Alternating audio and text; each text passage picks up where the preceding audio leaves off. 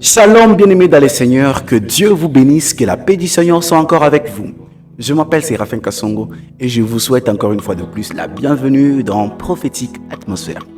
Aujourd'hui, nous allons partager sur un sujet qui est aussi très important, c'est celle de savoir le devoir de prophète. C'est quoi le devoir de prophète? Comme vous le savez déjà, dans cette émission qui est Prophétique Atmosphère, nous parlons que du ministère prophétique. Mais gloire à Dieu, je pense que à partir du mois de décembre, nous allons commencer un autre thème. On va aborder d'autres sujets. On n'aura pas seulement le prophétique atmosphère, mais on aura aussi atmosphère pastorale. Donc là, on va parler aussi du ministère pastoral. Que Dieu soit glorifié. Alors, aujourd'hui, nous allons parler du ministère prophétique, le devoir du ministère prophétique. C'est quoi le devoir d'un prophète? Il est appelé à faire quoi? Il est appelé seulement à dire « Je suis en train de voir, je vois ça, j'entends un nom. » Ou soit, il a encore une mission appropriée qui est accompagnée par toutes ces choses. Alors, c'est ce que nous allons voir avec Prophétique Atmosphère. Alors, pour commencer, je suis dans le livre d'Ézéchiel chapitre 33, le verset 3 à 4. Ézéchiel 33, 3 à 4. J'ai lu la parole du Seigneur au nom de Jésus. Si cet homme voit venir sur le pays son de la trompette et avertir le peuple. 4. Et si c'est lui qui entend le son de la trompette ne se laisse pas avertir et que l'épée vienne le surprendre, son sang sera sur sa tête. 5. Et il a entendu le son de la trompette et il ne s'en alla pas laisser avertir, son sang sera sur lui. S'il se laisse avertir, il sauvera son âme. 6. Si la sentinelle voit venir l'épée et ne sonne pas de la trompette, si le peuple n'est pas averti et que l'épée vient enlever à quelqu'un la vie, celui-ci périra à cause de son iniquité. Mais je redemanderai son sang à la sentinelle. On vient d'écouter la parole de Dieu qui est en train de nous parler ici. On nous parle de la sentinelle. La sentinelle, c'est qui ici, dès que vous commencez depuis le premier verset, vous allez comprendre que la Bible est en train de dire si le peuple a sélectionné, s'est choisi un supérieur, quelqu'un qui doit les guider, celui-ci aura droit à vérifier, à être vigilant pour annoncer au peuple quand il y a un danger. Mais ce qui se passe, c'est que lorsqu'il annonce au peuple, il sonne de la trompette. Le peuple, qu'est-ce que le peuple doit faire? Il doit fuir pour aller se cacher. Mais s'il n'annonce pas la trompette, le peuple, lorsque le peuple sera tué, le sang de ce peuple sera sur sa tête et Dieu lui demandera des comptes. On va encore sauter, on va aller à 8, toujours Ézéchiel chapitre 33. Maintenant, cette fois-ci, on va prendre 8 jusqu'à 9. Lisons à la parole de Dieu, au nom de Jésus. Quand je dis au méchant, méchant, tu mourras. Si tu ne parles pas pour détourner le méchant de sa voie, ce méchant mourra dans son iniquité. Et je te redemanderai son sang. 9. Mais si tu avertis le méchant pour le détourner de sa voie et qu'il ne se détourne pas, il mourra dans son iniquité et toi tu sauveras ton âme. Amen. Ici on comprend quelque chose. On comprend que la sentinelle ici qu'on est en train de parler, il a une charge, un fardeau. Et le fardeau qu'il a, c'est d'annoncer. C'est de prédire directement lorsqu'il y a un problème. Lui, il doit déjà signaler. Mais s'il ne signale pas le problème, le sang coulé, le sang de ce mort sera sur sa tête. Quand on a lu le 3, 4, 6, on a compris quelque chose. C'est que Dieu dit, si tu n'annonces pas la trompette. Mais lorsqu'on part vers 8, 9, Dieu est en train de dire, si il dit à un homme, toi, tu mourras à cause de ton péché, il faut que la sentinelle aussi puisse aller dire à la personne que tu mourras. Là déjà, vous voyez que ce n'était pas seulement la sentinelle comme le mot l'indique. on voit maintenant là, c'était quelqu'un qui était proche. Parce que quand on parlait de la sentinelle au début, c'était quelqu'un qui était un peu loin, qui devait sonner juste la trompette et le peuple devait écouter la trompette. Mais quand on avance vers 8, vous sentez que c'est quelqu'un qui avait des conversations avec les autres.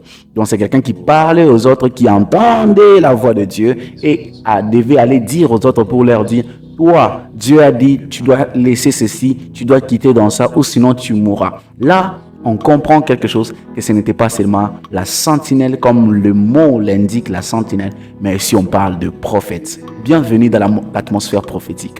Alors, ici, vous devez comprendre que c'est la mission de prophète. Donc, un prophète est appelé à sonner la trompette. Un prophète est appelé à avertir au peuple. Et puis Dieu est en train d'insister pour dire: s'il a dit que toi tu mourras si tu ne quittes pas le péché, si tu ne quittes pas de mauvaises choses, que le prophète devait interpréter correctement le mot que Dieu a interprété. Ici, j'aimerais dire quelque chose. Souvent, on a l'habitude de le dire quand il y a un prophète qui est en train de travailler et les gens disent: ah, manque de sagesse, manque de sagesse. Est-ce que ces choses-là, est-ce qu'on peut dire à quelqu'un quelque chose comme ça? Manque de sagesse. Mais écoutez ici, Dieu est en train de dire quoi? S'il a dit que tu mourras, le prophète doit aussi dire tu mourras. Donc le prophète ne peut pas venir là-bas en train de cajoler, non, mais il doit dire à la personne la vérité, que la personne se détourne du mal, que la personne arrange son chemin. Il ne peut pas décorer. C'est pourquoi dans l'autre mission, j'avais dit même, des fois on est à la base de former des faux prophètes. Parfois, c'est nous-mêmes qui formons de faux prophètes. Pourquoi? Parce que quand on nous donne les vrais mots que Dieu a utilisés, nous on se dit: oh, manque de sagesse, oh, ceci, cela, est-ce qu'il pouvait dire ça en public et tout et tout. Mais Dieu a voulu parler, dire par ses mots. Vous savez, le message, il doit démonter les messages. Par exemple, Dieu dit: toi, si par exemple, si tu essayes d'entrer dans l'armée, tu vas mourir. C'est les prophètes qui disent ça. Mais les gens disent: oh non, par sagesse, ok, les prophètes maintenant veulent utiliser la sagesse. Il dit: oh, tu vois, il y a un choix là du travail. Si tu fais ce choix là, tu vas mourir. Mais la personne dans sa tête, il commence à se poser des questions. C'est quel genre de choix? Mais lorsque vous utilisez les mêmes mots que Dieu a utilisés, que la personne ne veut ou pas, que ce soit le mot qui va blesser la personne ou pas, l'essentiel, le problème, l'objectif du message, ce n'est pas pour que la personne soit brisée ou la personne soit blessée ou quoi, mais c'est pour que la personne change sa manière de faire les choses. Le devoir du prophète, ce n'est pas de cajoler, ce n'est pas de sélectionner de belles paroles. Non, c'est de parler ce que Dieu a dit, de montrer ce que Dieu a dit. Dieu a dit: quitte le péché. Dieu a dit: arrête de telles pratiques. C'est ce qu'un prophète doit dire, mais pas: oh non, bon, c'est comme si, vous savez, il peut y avoir un problème. On n'est pas là pour arranger des choses bizarres, ou bien décorer un mal. Vous savez, beaucoup de prophètes décorent le mal aujourd'hui. Il y a un mal, alors de dire qu'il y a un mal, mais il est en train de décorer. Oh, c'est quelque chose qui ne plaît pas à Dieu. C'est quelque chose. Parler. Il faut prononcer les mots. Parce que Dieu lui-même, il prononce les mots. Si tu ne quittes pas de tes péchés, tu mourras. Oui. Vous savez, prophète. Vous devez retenir quelque chose. C'est que ce n'est pas l'ambiance ou un spectacle lorsque vous prophétisez les gens. Sachez bien que lorsque tu as le message d'une personne, lorsque Dieu te donne le message d'une personne, il te donne ce message avec la responsabilité de la vie de cet homme. Donc, ce qui veut dire, quand tu prophétises, ce n'est pas l'ambiance. Oh, je suis en train de voir, parce que quand je dis ça, je vois ça. Si la personne là retrouve des problèmes, se croise avec des problèmes, son sang sera sur ta tête. Si la personne là se rencontre avec des problèmes, son sang sera sur sa tête. Dieu va te demander des comptes. Dieu va te demander: toi, je t'avais révélé telle histoire. Toi, je t'avais révélé telle histoire. Pourquoi tu l'as pas dit? Pourquoi tu n'as pas fait? Parce que Dieu te demandera les sons de ces gens-là. Est-ce que après avoir donné un message, tu fais des suivis?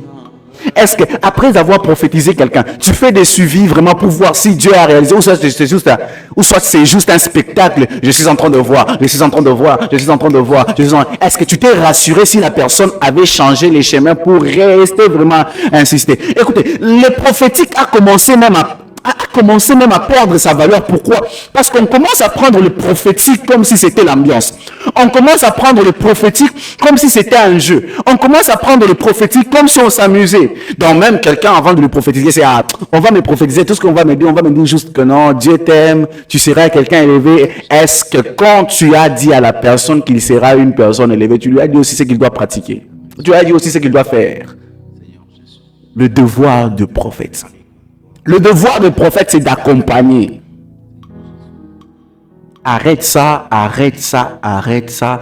Fais ça, fais ça, fais ça. Pourquoi? Parce que Dieu veut ça, Dieu veut ça, Dieu veut ça. Dieu veut te donner ça, Dieu veut te donner ça. Dieu te prépare pour ça, pour ça, pour ça. C'est pourquoi tu as vu ça, tu as vu ça, tu as vu ça.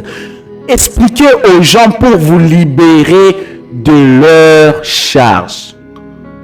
Parce que lorsque vous prophétisez comme un spectacle, je suis en train de voir, et puis j'ai vu, et puis c'est fini, ok.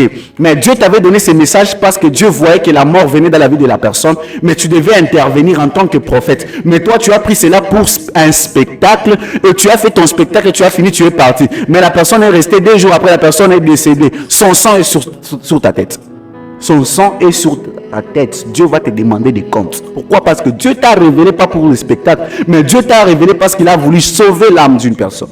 Oh, je suis en train de voir l'esprit des morts, et puis c'est fini, tu es parti. Est-ce que tu as prié pour lui, pour cet esprit des morts? Tu as déclaré, tu lui as montré comment il devait prier pour chasser cet esprit. Tu n'as pas fait, mais c'était juste un spectacle. Je suis en train de voir quelqu'un qui était décédé en 1900, je vois son esprit te suivre, je vois l'esprit des morts sur toi, et puis tu laisses la personne, tu parles. On est en train de s'amuser. Chers prophètes, Dieu vous donne la prophétie, il vous révèle la vie d'une personne et il vous donne la responsabilité sur la vie de la personne. Vous devez faire des suivis. Hey, tu dois laisser ça, tu dois prier comme ça, aider la personne à trouver ce que Dieu a voulu. Mais ne venez pas montrer les spectacles dans la vie de la personne. Tu viens juste lui montrer que tu as vu, ok. Et puis, quand tu as vu ça, qu'est-ce que ça l'aide quoi? Qu'est-ce qu'il doit devenir? Qu'est-ce qu'il doit faire? Beaucoup de gens ne savent pas. On les prophétise, mais ils ne savent pas qu'est-ce qu'ils doivent maintenant faire. On me dit que je serai comme ça. On me dit que ça sera comme ça, comme ça. Mais qu'est-ce que je dois faire?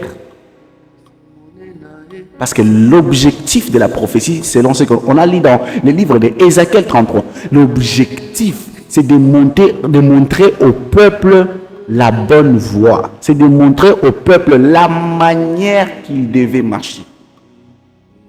C'est de montrer au peuple d'échanger, d'être souple. Quand on sonne la trompette, c'est pour que le peuple se prépare. Donc, quand Dieu te donne le message, c'est pour préparer une personne. Quand Dieu te donne le message, c'est pour garder la vie d'une personne, sécuriser la vie d'une personne, lui montrer, non, attention avec ça, attention avec ça. Ce n'est pas le spectacle, non, mais c'est quelque chose qui est accompagné par la responsabilité que Dieu vous donne. Dieu vous donne une responsabilité de la vie d'une personne. Et son sang sera sur votre tête. On vient de lire ça, c'est là tout à l'heure. Dans le livre d'Ézéchiel, chapitre 33. Je vous donne un devoir de lire Ézéchiel 33, tous les versets. Vous allez comprendre. Alors, on continue. On va prendre encore l'autre. Alors, nous allons continuer. Je suis maintenant dans le livre de Deutéronome, chapitre 18, le verset 15 à 22. Deutéronome 18, 15 à 22. Deutéronome 18, 15 à 22. La Bible dit ceci.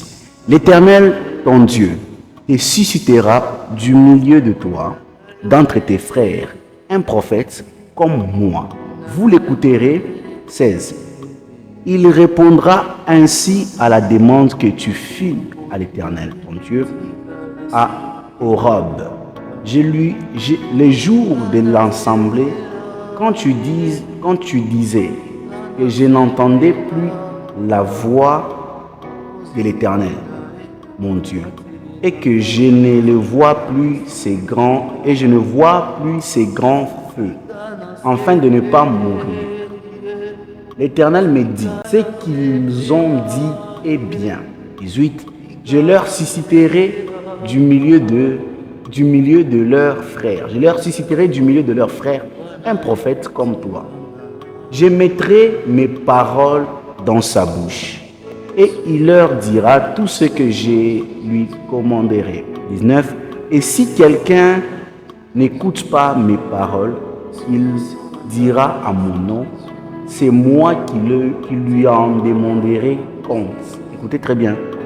C'est Dieu qui dit, il va lui demander des comptes. Ok, 20. Mais le prophète qui aura l'audace de dire à mon nom une parole que je ne lui aurais point commandé de dire, ou qui parlera au nom d'autres dieux, ce prophète-là sera puni de mort. 21. Peut-être diras-tu dans ton cœur, comment connaîtrons-nous la parole que l'Éternel n'aura point dite? 22. Quand ce que dira le prophète n'aura pas lieu et n'arrivera pas, ça sera une parole que l'Éternel n'aura point dit. C'est par audace que le prophète l'aura dit. N'ayez pas peur de lui. Amen. Amen. Écoutez ici, Dieu est en train de parler de la manière que il va commencer à parler au peuple. Le peuple s'est posé des questions de savoir comment on va savoir que Dieu a parlé, comment on va entendre la voix de Dieu. Mais Dieu a prévu déjà quelque chose. Il a dit, il va ressusciter un prophète au milieu de tes frères. Donc ça veut dire, toi aussi tel que tu es là, il y a des prophètes autour de toi. Mais le problème, c'est que vous allez comprendre que ici, la Bible souligne bien en disant, le prophète, on lui demandera des comptes. Et les prophètes ici, la Bible dit, démontre comment reconnaître un vrai prophète, ou la parole véridique d'un prophète, ou une parole vraie venant de Dieu, qui est passée par un prophète, c'est que ce que le prophète va dire va arriver. Mais lorsque ce que le prophète a dit n'arrive pas, ça, ce n'était pas la parole de Dieu. Dieu est clair, il a expliqué ça. Donc, comment reconnaître que le prophète est vrai? C'est quand le prophète vous dit, il y aura ça, il y aura ça.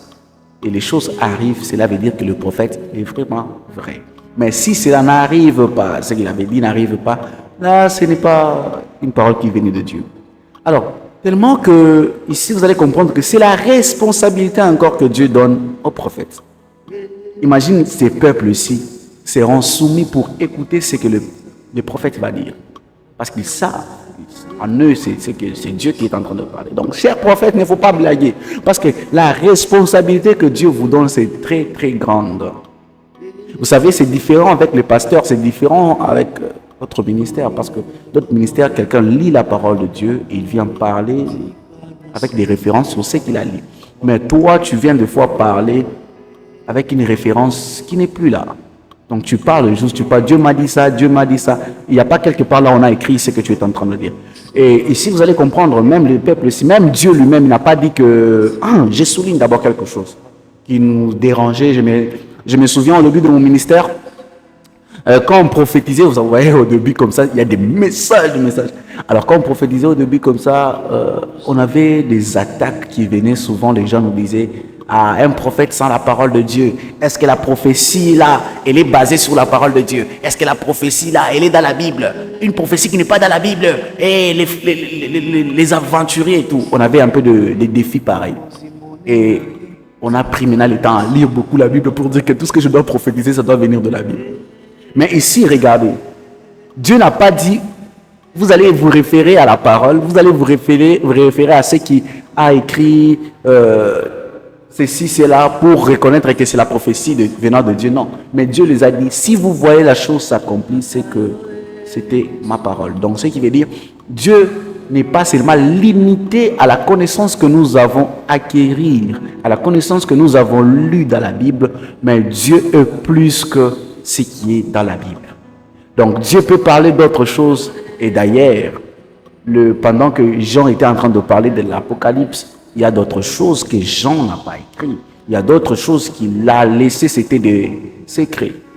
Donc, Dieu peut révéler beaucoup de choses encore sur ta vie, mais pour reconnaître si vraiment c'était Dieu, si c'était vrai, c'est quand les choses là arrivent. Ce sont là les détails C'est ça, la confirmation venant de Dieu lui-même. Il a dit, vous reconnaîtrez que c'est moi qui a parlé, c'est lorsque la chose là va arriver.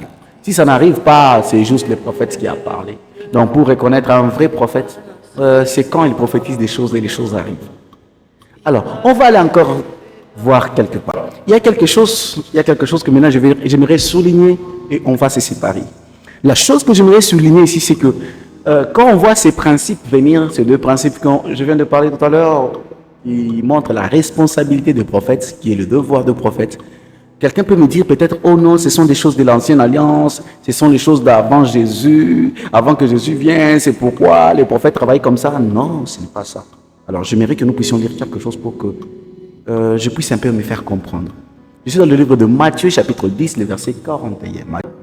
Matthieu chapitre 10, le verset 41, la Bible dit, « Celui qui accueille un prophète en qualité de prophète recevra une récompense des prophètes. Et celui qui accueille un juste en qualité de juste recevra une récompense des justes. » Ici, vous allez comprendre qu'on parle de prophète encore comme une responsabilité. Donc, ça veut dire, quand tu accueilles un prophète en sa qualité de prophète, tu as une récompense des prophètes. La récompense des prophètes, c'est quoi? C'est d'écouter la voix de Dieu. La récompense des prophètes, c'est quoi? C'est d'avoir la capacité d'écouter la voix de Dieu. Donc, ça veut dire, quand tu considères un prophète qui vient te parler, tu as aussi une récompense qui accompagne ces prophètes. Si ces prophètes est accompagné par une forte présence de Dieu, tu as aussi ce qu'il va te donner.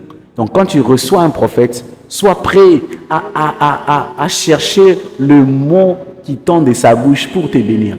Donc, ce qui veut dire, quand tu es face à un prophète, fais le tout qu'il te bénisse.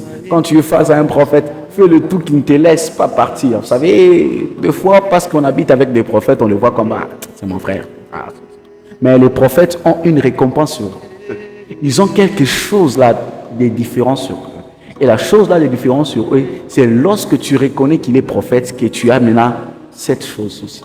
C'est lorsque tu prends la conscience de l'onction, de la grâce, du don, du ministère qui est sur lui, que tu as maintenant cette récompense des prophètes sur toi. Donc ça veut dire, la récompense des prophètes entrera dans ta vie, c'est lorsque tu reconnais ce qu'il est. Toi, tu as un prophète parce que c'est ton petit frère. Tu as un prophète parce que c'est ton grand frère. Tu as un prophète parce que c'est ton papa. Oh ceci, cela. Tu ne considères pas l'onction prophétique. Tu ne seras jamais béni. Tu n'auras jamais la récompense des prophètes. Tu as un ami, il est prophète, tu es là. Oh, mon ami, qu'est-ce que Dieu a dit? Dis-moi d'abord. Oh, je ne rappelle peut-être pas son nom. Tu ne reconnais pas l'onction prophétique qui est en lui. Tu ne peux pas bénéficier. Même si tu as un enfant, il est prophète. Même si tu as un petit frère, il est un prophète. Quand tu lui appelles prophète, tu as une récompense de prophète. Quand tu le considères comme prophète, tu reçois directement la récompense des prophètes. Tu vas voir qu'il va commencer à te donner des messages. Tu vas voir qu'il sera là en train de prier pour toi. Pourquoi? Parce que tu lui donnes, tu considères le prophétique. Je suis prophète et je connais ce que je suis en train de dire. Vous savez, l'onction prophétique est très bizarre. L'onction prophétique, lorsque l'onction est honorée, elle se met directement à jour, elle se met directement à travailler. Mais lorsque l'onction prophétique est méprisée, elle se calme, elle est triste. Lorsqu'un prophète arrive quelque part, il n'est pas honoré, dans son cœur, il sent, c'est comme la tristesse. C'est comme si les portes prophétiques sont fermées. Mais lorsqu'il est honoré, les portes s'ouvrent, il voit facilement des choses. C'est pourquoi la Bible pouvait nous dire, celui qui reçoit un prophète en qualité de prophète recevra sa récompense des prophètes. Alors, le prophète t'est béni, c'est lorsque tu reconnais qu'il est prophète. Le prophète t'est béni, c'est quand tu lui appelles prophète. Prophète. Une fois que tu l'appelles prophète, tu actives le prophétique en lui pour te bénir. Come on, je peux parler à une personne. À chaque fois que tu vois un prophète en qualité de prophète, tu reçois une bénédiction sur ta vie. Tu es visité dans ta vie. Tu attires la voix de Dieu dans ta vie. C'est pourquoi vous pouvez vous rendre compte que vous êtes à l'église avec certaines personnes. À chaque fois qu'il y a des prophètes qui viennent travailler dans votre église, il ne manque pas de prophétiser cette personne. On ne peut pas prophétiser 5 personnes sans toucher à la personne.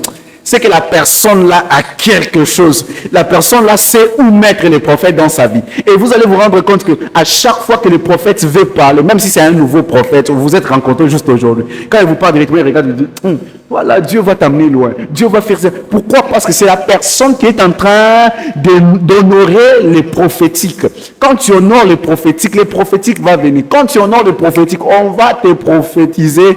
Donc, ça veut dire, quand tu honores le prophétique, la voix de Dieu ne sera jamais loin de tes oreilles. Mais quand toi, tu es là, je lui ai vu grandir. Ce sont des petits que j'ai vu grandir ici. Aujourd'hui, je le vois prier. Bon, je ne sais pas. J'ai appris qu'il est prophète. Et puis, quand tu as un problème, homme de Dieu, prie un peu pour moi. Franck, prie un peu pour moi. Tu n'auras pas la récompense de prophète parce que tu n'as pas considéré les prophétiques comme étant des prophétiques. Les prophétiques, c'est les prophétiques. Ton ami, c'est ton ami. Ton petit frère, c'est ton petit frère. Mais quand il est dans ses services, donne-lui, accueille-lui avec le nom de ce qu'il est, et pour que Dieu en retour te donne quelque chose à travers lui. Parce que quand il est dans son corps prophétique, dans l'atmosphère prophétique, ce n'est plus encore ton petit frère, ce n'est plus encore ton grand frère, ce n'est plus encore ton papa que tu vois à la maison et tout. Non, là, il est une autre personne. Et pour que tu reçoives quelque chose de cette image de la personne qu'il est, tu dois lui appeler par le nom de prophète. Tu ne peux pas être là, tu as des combats et puis tu cherches qu'un prophète puisse intervenir, mais tu lui appelles Jean-Pierre, Ilunga. Prie un peu pour moi, je vois des choses. Non, ça ne fera rien. Il faut lui appeler prophète. Pourquoi? Parce que quand tu lui appelles prophète, tu actives le prophétique et le don de la prophétie vient intervenir à ta situation. Comment? Je parle à une personne. Matthieu chapitre 10, le verset 41, la Bible dit, celui qui reçoit un prophète en qualité de prophète recevra sa récompense. La récompense que tu veux recevoir là, tu dois passer par reconnaître d'abord que celui-ci là, c'est un prophète. Et quand tu reconnais, c'est moi qui suis un prophète. Prophète, prie pour moi. Directement, tu actives les prophétiques sur ta vie. Que Dieu te bénisse vraiment. Matthieu chapitre 2, le verset 17. La Bible dit ceci. Alors qu'il s'accomplit ce que le prophète Jérémie avait annoncé. Ici, on voit, c'est le livre de Matthieu, mais qui nous parle de choses que Jérémie a parlé. Le prophète Jérémie, c'est un prophète qui a parlé dans l'Ancien Testament, dans l'Ancien temps, dans l'Ancienne Alliance. Donc, ce qui veut dire, ici, on voit quelque chose qui a relié l'Ancien Testament et le Nouveau Testament pour montrer que celui qui était dans l'Ancien Testament a parlé de quelque chose qui est arrivé dans le Nouveau Testament. On va parler encore on va aller voir encore le livre de Matthieu chapitre 4, le verset 14. La Bible dit, afin que s'accomplisse ce qui avait annoncé les prophètes Ésaü. Ici, on nous parle encore pour la deuxième fois, un prophète qui est dans l'Ancien Testament, mais qui est venu, la prophétie qu'il avait donnée est venue s'accomplir dans le Nouveau Testament. On va voir encore Actes des Apôtres, chapitre 2, le verset 16. La Bible dit ceci, mais maintenant, se réalise ce qu'a dit le prophète Joël. On voit encore le troisième prophète de l'Ancienne Alliance qui est venu encore, qui avait parlé de quelque chose, qui avait prophétisé, mais l'accomplissement de la prophétie est arrivé dans la Nouvelle Alliance. Alors, ici, vous allez comprendre qu'avec ces trois prophètes, on voit que c'était des prophètes qui marchaient avec le principe qu'on a lu au début dans Ézéchiel. Et c'était les anciens prophètes de l'Ancienne Alliance. Donc, ils travaillaient avec le principe ou la loi qui disait un prophète doit sonner la trompette, un prophète doit veiller, doit dire à une personne, si tu dois mourir, dois dire ça. Le principe, c'est là. On voit un prophète qui a prophétisé en étant sur ces principes. Et ce qu'il a prophétisé, ça s'est accompli dans la Nouvelle Alliance, dans le Nouveau Testament. Ce qui veut dire, ce n'est pas parce qu'on est dans la Nouvelle Alliance que ces principes qui accompagnaient les prophètes ou la loi des prophètes a disparu. Mais le principe des prophètes est là. Chers prophètes, vous avez une très grande responsabilité et vous devez travailler à suivre les âmes, à suivre après une prophétie. Est-ce que vous pouvez prendre quelques temps aussi pour faire le suivi d'accompagnement de la prophétie? La prophétie garde sa force, a le sens, c'est lorsqu'elle est accompagnée jusqu'à la production. C'est lorsqu'elle est accompagnée jusqu'au fruit. C'est lorsqu'on voit le fruit de la prophétie que la valeur de la prophétie arrive.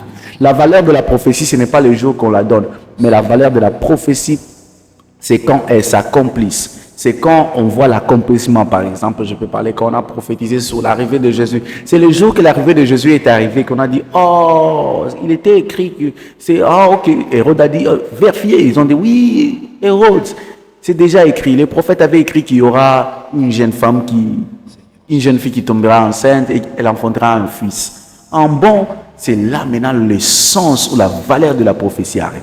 La valeur de la prophétie n'arrive pas lorsque vous êtes devant les gens en train de faire le spectacle et je vois ça. Ça, ce n'est pas la valeur de la prophétie. Mais la valeur de la prophétie, c'est quand quelqu'un dit ce que le prophète avait dit est arrivé aujourd'hui. Alors, chers prophètes, accompagnez le prophétie que vous donnez avec de fortes suivis. Donnez aux gens des directives, donnez aux gens ce qu'ils doivent faire pour voir, toucher ce que Dieu a dit. Alors, que Dieu vous bénisse. C'était Prophétique Atmosphère. Au revoir.